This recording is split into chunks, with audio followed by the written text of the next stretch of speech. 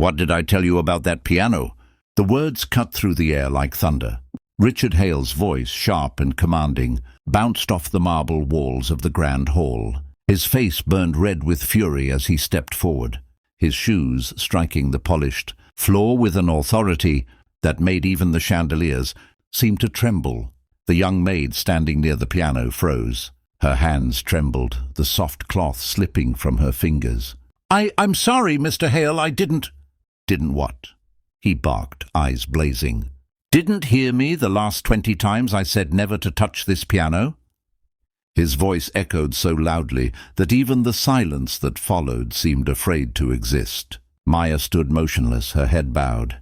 She wanted to speak, to explain that she hadn't meant to play it, that it was just one soft, accidental note, but his rage left no space for words. Richard's piercing blue eyes locked on her, the fury in them hiding something else, something old and buried.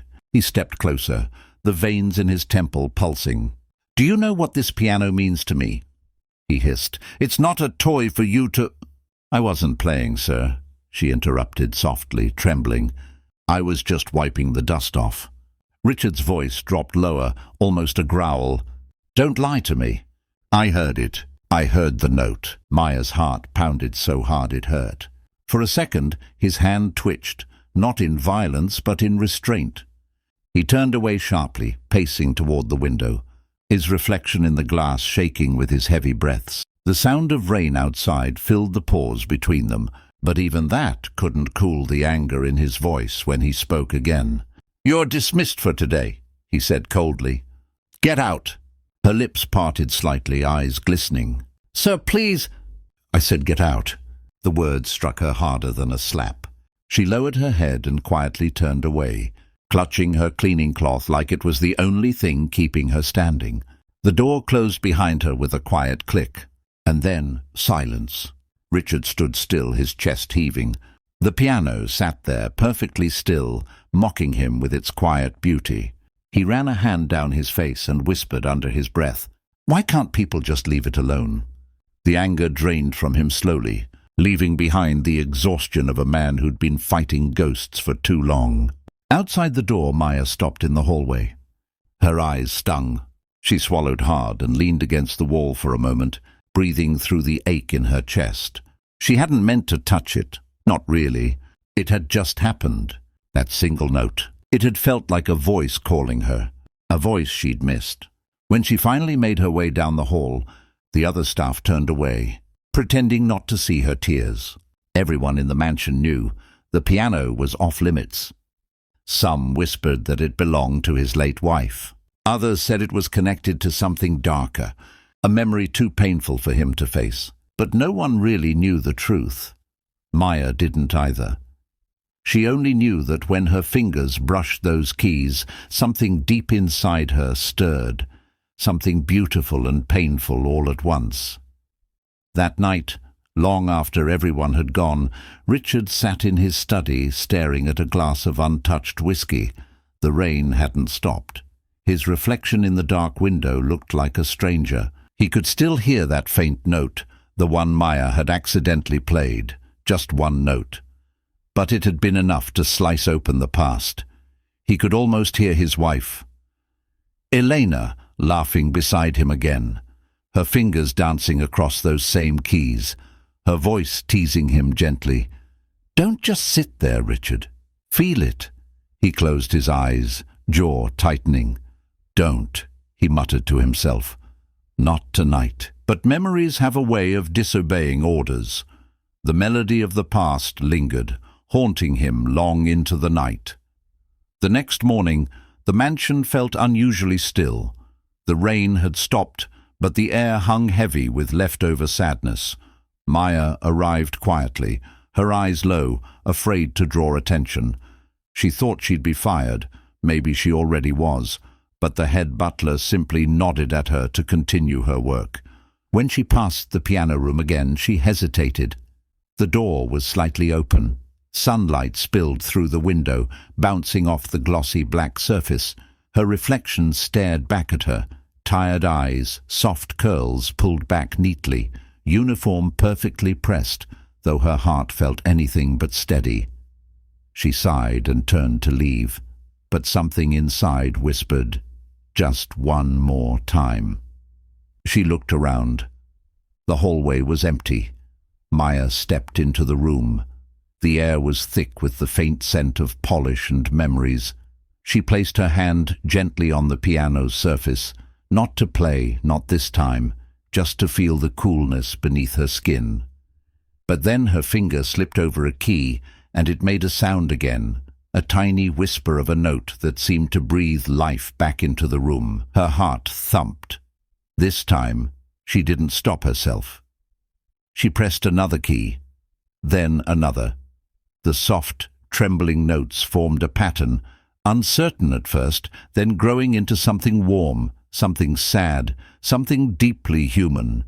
Without realizing it, she was playing, and this time it wasn't an accident. Her fingers moved with a natural grace that no amount of money or training could buy. The melody was pure emotion, a longing, a memory, a conversation without words. If anyone had walked in at that moment, they would have seen not a maid at all, but a woman lost inside music, her soul speaking through sound. She didn't know that Richard was standing in the hallway again, drawn there by the same invisible pull as before. He froze when he heard it. His hand gripped the doorframe. That melody, it wasn't random, it wasn't clumsy or curious. It was her song, Elena's. Richard's throat tightened. He tried to convince himself it was coincidence. But the way those notes lingered, the way they trembled with the same gentle sorrow, it was too perfect. Inside the room, Maya's eyes were closed. She wasn't playing for an audience. She was playing for her mother, for the little girl she used to be, for all the things life had taken from her. Her tears slipped silently down her cheeks as the song filled the empty mansion with warmth it hadn't felt in years. And in that instant, as the final note hung in the air, something inside Richard broke. He took a slow step forward, the floor creaking beneath him. Maya's fingers froze mid-air. She opened her eyes and saw him. He stood there at the doorway, still as a statue, staring at her. His eyes weren't angry this time. They were something else. Confused. Lost. She jumped to her feet, panic rising. "Sir, I'm sorry. I shouldn't have—" Richard didn't move. He just stared at her hands. "Where did you learn that song?" he asked quietly. Her breath caught. "It's just something my mama used to sing when I was little, sir." His jaw tightened. "That's not possible." She blinked. "Sir?" He stepped closer. "That song, it's not something you'd just know. My wife wrote it." Maya's lips parted in shock. Richard's voice trembled, not from anger now, but from something deeper. "She called it Come Back Home. She played it the night before she died." The air felt heavier. Maya swallowed, her hands trembling again. I didn't know, sir. I swear I didn't." He stared at her for a long moment, his eyes dark with confusion, pain, and disbelief. "How?" he whispered. "How could you know that melody?" Maya couldn't answer. The silence stretched between them, fragile, thick with things neither of them understood yet. Richard took one step closer. "Play it again," he said quietly. Her heart nearly stopped. "Sir?" "Play it again," he repeated, his voice almost breaking. Maya hesitated, eyes darting to the floor. "I don't want to make you upset, sir." He shook his head slowly. "I'm already upset. Just play it." She nodded softly. Her fingers found the keys again, and as the first notes filled the air, Richard Hale, the man everyone feared, the billionaire who seemed untouchable, closed his eyes. The same melody that once belonged to his late wife came alive once more, through the hands of a woman who'd never met her, never seen her, but somehow carried her song in her soul. His throat tightened. His vision blurred. He didn't understand how, but in that moment, for the first time in years, the mansion felt alive. He turned slightly away, hiding the moisture forming in his eyes.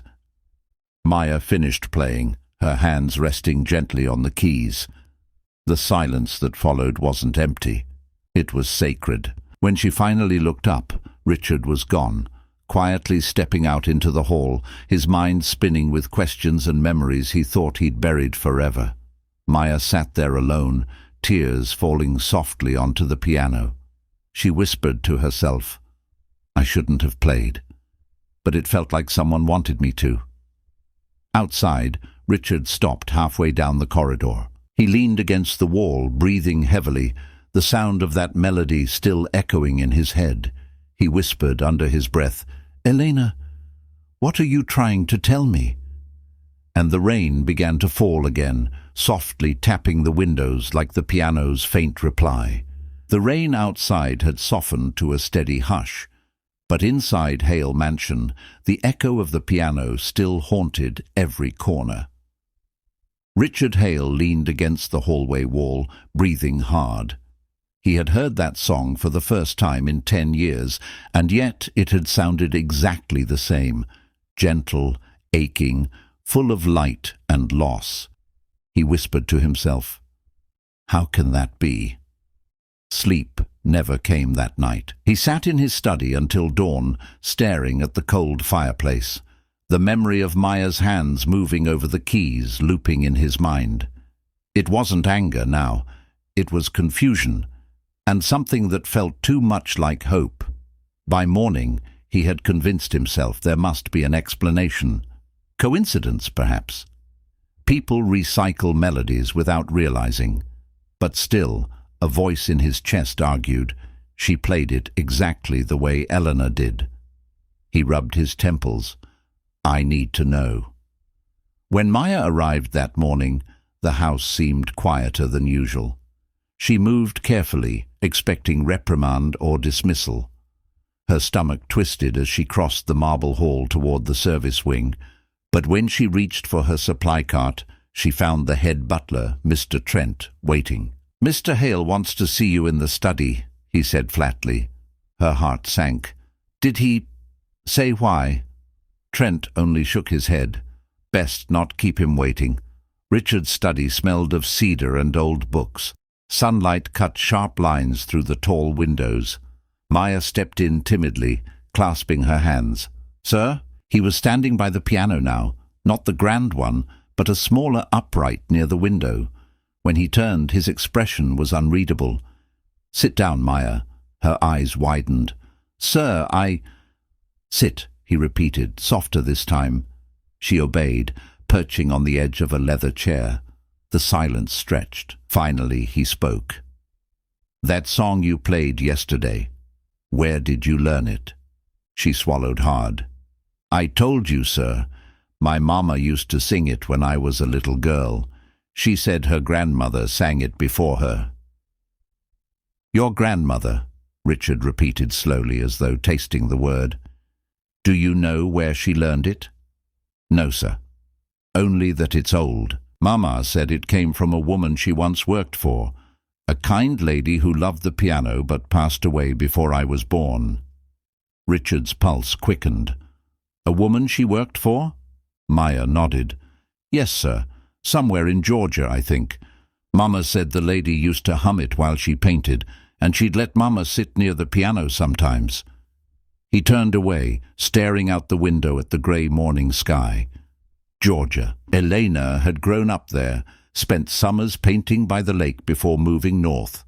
Coincidence, he told himself again, but his hands trembled slightly as he reached for his coffee. "Do you remember that woman's name?" Maya shook her head. "Mama never said it proper, only called her Miss Ellie." Richard froze. His coffee cup stopped halfway to his lips. Miss Ellie. For a heartbeat the room seemed to tilt. His wife's family had called her that. Ellie for Elena. He set the cup down carefully, afraid it might slip. "Miss Ellie," he repeated quietly. Maya nodded. "Yes, sir. She said Miss Ellie had a laugh that could make the whole house happy. Richard turned back toward her, eyes glistening with something she couldn't name. "Did your mother ever work in a big white house near a lake?" Her brow furrowed. "She did talk about a lake. Said she used to pick wildflowers there while Miss Ellie painted." "Sir, why are you asking?" Richard took a slow breath. "Because my wife, Eleanor, grew up by that same lake, and everyone called her Miss Ellie."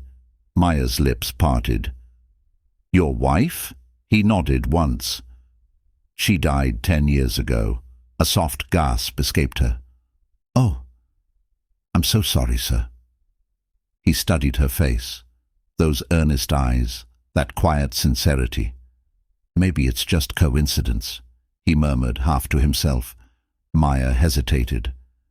"Maybe God just wanted the song to be heard again," she said softly.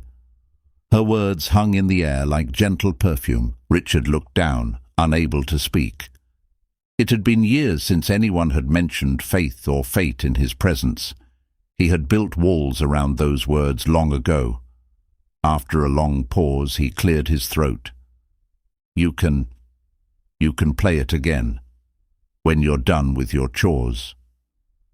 Her eyes widened. "Play it, sir?" He nodded, still not meeting her gaze. "Yes, the grand piano. Only when you finish your duties. Keep the door open." Maya blinked, hardly believing what she'd heard. "Yes, sir. Thank you." When she left the room, Richard exhaled shakily. He sat down at the small piano and pressed one key. The note rang dull and lifeless. He realized suddenly that the mansion had been without music for too long. That afternoon, Maya returned to the piano room, hesitant but smiling faintly. She ran her fingers over the keys, whispering, "All right, Mama, one more time." This time, she played not just "Come Back Home," but gentle variations of it, as if weaving memories into new threads. Her music filled the halls, warm and alive. Unseen, Richard stood at the top of the staircase listening. His chest ached, but not from pain, from something almost forgotten.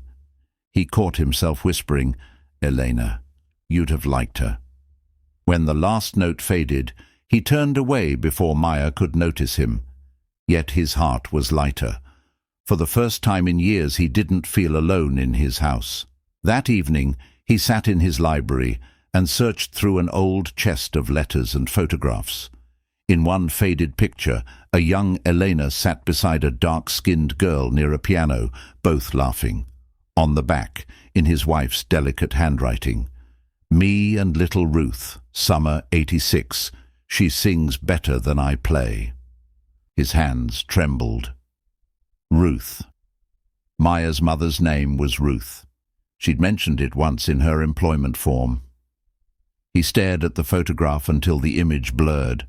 Then he whispered, "So that's how you knew the song." He leaned back, the weight of realization sinking in, tears gathering at the edges of his eyes. "Eleanor, you left a piece of yourself behind." Richard stood there in the half-lit room, the echo of the final note still trembling in the air. The house had never been this quiet. Maya's hands fell still on the keys, trembling slightly. She turned, eyes wide, afraid of what she'd see in his face. For a long moment, Richard said nothing.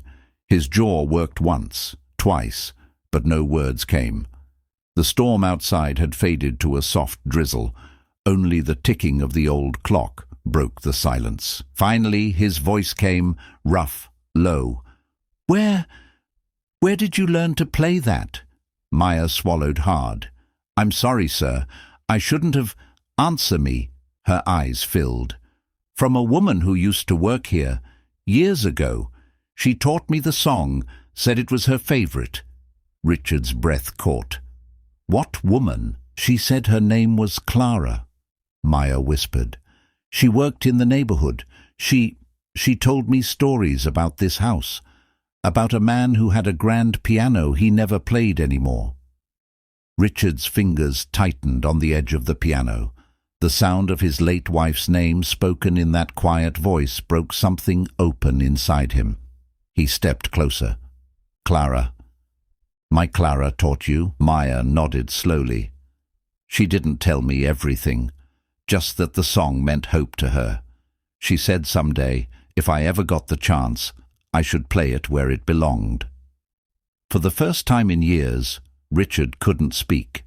His eyes blurred. The room swam. He had locked that piano the night Clara died, vowing never to hear its sound again. And yet here it was, his wife's melody, alive, honest, coming from this trembling girl who had only wanted to clean his home. He sat down heavily on the bench beside her. She was my wife," he said, his voice breaking. "That melody, she wrote it for me when I was still nobody. Before the money, before all of this." Maya looked down, her eyes shining. "She said music heals even the proudest hearts." Richard gave a small, broken laugh. She was right. For a while they sat in silence, the rain whispering against the windows. Then Richard said quietly, "Play it again." Maya hesitated. "Sir?" "Please, play it again." This time, as her fingers moved over the keys, Richard didn't hear a servant breaking rules. He heard his wife's laughter, felt her hand on his shoulder, remembered how she used to hum that tune while they painted the old house before it became a mansion. Tears slid down his cheeks freely, and for the first time in years, he didn't wipe them away. When the last note faded, he turned to her. "Maya, I owe you an apology for how I spoke, for how I've treated you. You don't have to—" "Yes, I do." He took a deep breath. "You reminded me that the best things in life aren't bought, they're felt, and that sometimes angels don't have wings. They carry dust cloths." Maya smiled through her tears. "She'd be happy you played again, sir." Richard looked at the piano, then at her. "No, Maya. You played again, for both of us." The house seemed warmer somehow. The rain had stopped, and light from the morning sun broke through the clouds, touching the keys with a soft golden glow. Richard stood, walked to the window and said quietly, "Maya, I'd like you to keep working here, not as my maid, but as my assistant. The music room needs life again, and I'd be honored if you'd teach me that song." Her hands flew to her mouth. "Me? Teach you?" He smiled. "Yes, it's time I learn what she wanted me to hear all along." She nodded, overwhelmed. "I'd love that, Mr. Collins." "No," he said gently. "Just Richard." They both laughed softly, and in that laughter was the sound of something being healed. The camera would pull back there. The two figures at the piano, sunlight pouring in, the old melody rising once more, no longer a memory, but a beginning. Sometimes the thing we lock away in silence waits for the right person to set it free. One act of courage, one moment of kindness, can turn anger into grace and a stranger into family. Remember that the music of healing can come from the most unexpected hands, even yours. If this story touched your heart, make sure to subscribe to Black Saga, leave a comment, and share it with someone who needs a little hope today.